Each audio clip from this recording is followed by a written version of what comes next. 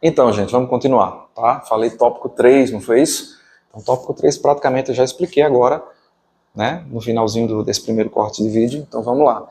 Mesmo assim, eu vou repetir para você, tá bom? Quando você for abrir, quando você quiser abrir, ou quando você quiser, for um contador e quiser fazer isso para um cliente, não tenha uma opinião definida. O melhor é isso. Não existe isso na hora de escolher a tributação da empresa, tá bom? Mas eu sempre costumo dizer o seguinte, se você vai abrir um negocinho pequeno, começar como MEI é uma ótima ideia, tá bom? E depois que ele for para o Simples Nacional, desde que o faturamento continue baixo, ótima ideia. Quando esse faturamento começar a aumentar, aí é a hora de você começar a questionar, tá? Mas essa é uma decisão que deve ter muita análise, não pode ser tomada irresponsavelmente, pode penalizar você, o cliente, todo mundo na realidade, né? Então vamos lá. Portais federais e estaduais, uma coisa muito importante para quem quer trabalhar com contabilidade, conhecer. Cada estado tem um portal, tá certo? E nesse portal você pode verificar os tributos, as obrigações que você tem que transmitir, tá? O que você está devendo, se faltou alguma coisa a ser feita, tá certo? Então, por exemplo, baixar os seus cupons, baixar suas notas fiscais, dá para fazer seus fechamentos, tá? É muito importante. Então, aqui a gente tem portais estaduais, a gente também tem o ECAC, o portal federal, né, que nesse exato momento passa por grandes mudanças, mas lá no ECAC você tem acesso às declarações, às pendências, às verificações dos clientes, tá? Se faltou entregar alguma coisa, se ele está devendo alguma coisa. Então, é um mundo, cada portal é um mundo. E cada prefeitura tem, desculpa, tem um portal também. Então você imagina, federal, beleza, Brasil. Estadual, aí já são as federações estaduais. E municipal, é o mundo, tá bom? Então, temos os portais. Nesse vídeo aqui, eu vou deixar os links com vocês, tá bom? Se a gente der um pulinho aqui, ó, a gente vai ver aqui, ó. Estado da Paraíba, eu usei como exemplo o Estado da Paraíba, né? Você faz da Paraíba. O ECAC, o E-Social é onde fica as transmissões das folhas de pagamento, todos os funcionários, todo o controle está lá no E-Social, tá bom? Consulta optante do Simples. Quando você quer saber se uma empresa é do Simples ou não, tem um portal para saber se ela foi expulsa do Simples, se ela não está no Simples, é muito importante isso aí, tá? Consulta CNPJ e consulta CITEG. O consulta CITEG ele é maravilhoso. Por quê? Porque ele mostra a inscrição estadual, né, da empresa em cada estado, tá? No caso, no estado dela, né? Para a gente não perder o fio da meada, no estado dela, e mostra se essa inscrição está habilitada ou não. A inscrição estadual faz referência a compras e vendas. Para comprar e vender, você tem que ter inscrição estadual. Eu vou falar um pouquinho sobre esses impostos e vou detalhar eles, tá bom?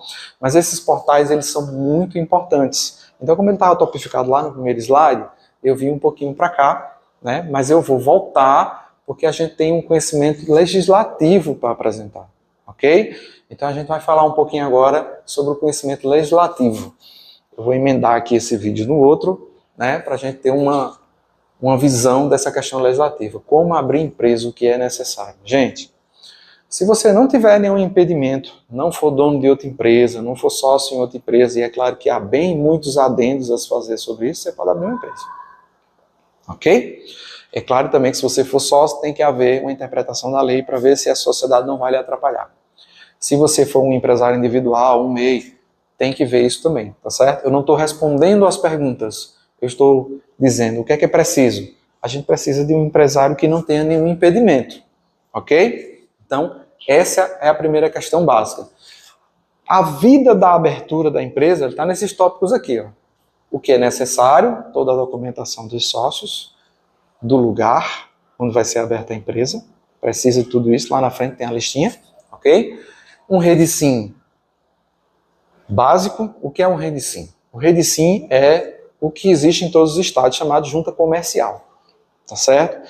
Então, em todo estado tem a junta comercial. E toda vez que você for abrir uma empresa, você vai ter que fazer um REDSIM, ok? Então, tem REDSIM para abertura, REDSIM para alteração, REDSIM para baixa, são processos. Esse processo hoje ele é totalmente digital. E quem quer abrir empresa precisa de certificado digital, ou então o GovBR no padrão ouro, para poder assinar os documentos. Tá bom? Então tem essa passagem pelo REDSIM. que a gente vai ter um vídeo também explicando para vocês como é que faz um rede sim básico. Por isso que aquela palavra está ali. Rede sim é um mundo. Empresas são um mundo.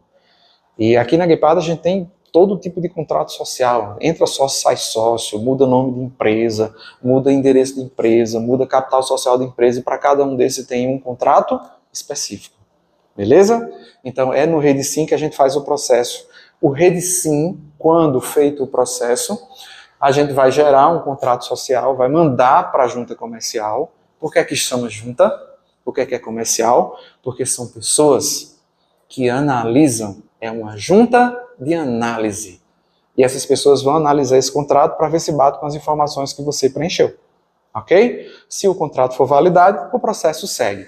Validando o contrato, o sistema vai distribuir para a aba federal, CNPJ, para a aba estadual, se for vendas, né, de ICMS, vai ter lá uma inscrição estadual, e vai distribuir para a aba municipal. E também vão ter outras exigências, dependendo de cada estado, por exemplo, uma delas, bombeiros. Então, dependendo da área da sua loja, você pode precisar do alvará dos bombeiros e de uma análise. Porque alvará você vai precisar de todo jeito, mas da análise nem sempre. Então, por exemplo, posso citar aqui em Campina Grande, né, nossa sede. Passou de 200 metros, os bombeiros vão querer visitar. E aí você vai ter que ter um projeto, tá bom? E aí, isso aí pode embargar um pouquinho o Rede Sim, mas não o funcionamento da empresa ou a abertura da empresa, tá bom? Então, bombeiros. Feito o bombeiro, pagou taxa do bombeiro, tem taxinha, tá? Em torno de R$60, R$70. Aí você vai poder emitir o CNPJ, a inscrição estadual, tá? Eu já acho que vocês já viram. Chega numa loja, tá lá na parede. CNPJ, inscrição estadual, alvará, não é isso? Alvará da prefeitura, alvará do bombeiro, às vezes tem a licença da Gevisa. Então, dependendo do tipo de comércio que você tiver, possa ser que você precise de uma parede de 40 metros quadrados para encher, né, de folhinha nas paredes, porque é exigido por lei e eles querem ver todos esses alvarás e todos esses documentos em locais visíveis. Ok? Então, vamos lá. Solicitar o alvará da prefeitura. Gente, como eu disse a você, o Rede Sim ele distribui para federal, o CNPJ já sai. Só que aí você vai ter que solicitar o alvará da prefeitura.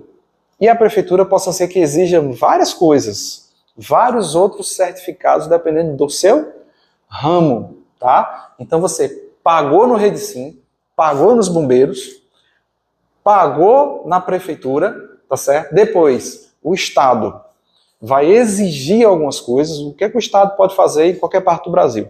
Ele pode exigir por e-mail documentos, tá certo? Que comprovem que você abriu uma empresa lá, e que não é uma fraude, né?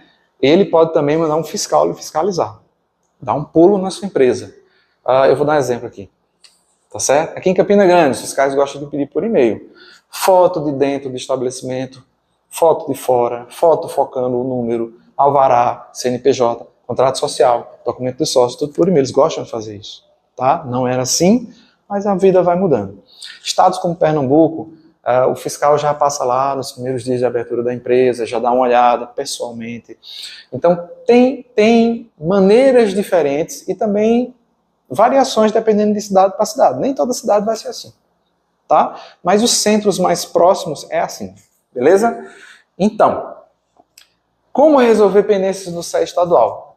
Essas questões vão ser ditas pelo fiscal, ele pode levar um documento para você, ou ele pode mandar um e-mail pedindo as exigências. Aí você vai lá e cumpre as exigências e a empresa funciona normalmente, beleza? Aqui, gente, tem uma questão aqui, como cobrar. Então, como a gente aqui na Guepard, né, a gente é um escritório de contabilidade, eu não vou falar sobre cobranças aqui, tá? Só na aula presencial. Por que eu não vou falar? Porque existe o CRC, né? E às vezes o CRC, às vezes não, ele é sempre, ele tem um padrão, né? E esse padrão, ele às vezes choca um pouco quando a gente fala em valores de contabilidade, tá bom? Então esse feedback fica para a aula presencial, tá bom? E aí a gente pode falar um pouco sobre cobrar. Mas eu posso te dizer assim, vou te dar um exemplo que eu já vi, tá? Não é a política Guepard, mas eu já vi empresários falando, né? Cobra-se, por exemplo, um salário mínimo para abrir uma empresa, fazer esse processo aqui. Aí depois se negocia um preço, né, para ficar mensal ali. E aí, dependendo do regime, lá em cima, simples ou normal, esse preço ele pode ser maior ou menor. É claro que ele vai ser maior para o regime normal, tá certo? E vai ser menor para o Simples Nacional. E o MEI é uma coisa totalmente fora da curva, beleza? O MEI não precisa de contabilidade, mas eu sempre sugiro, não é por mim não, pode procurar o contador, não tem problema. Mas não faz sem um contador.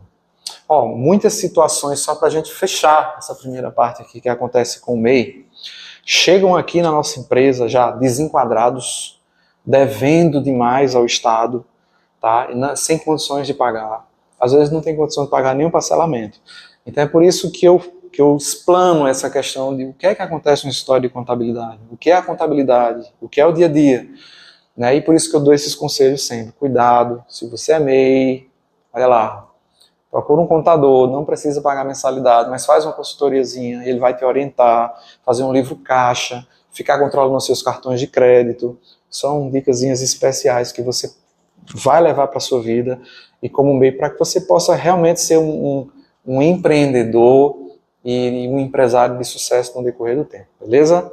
Valeu, vamos para a próxima.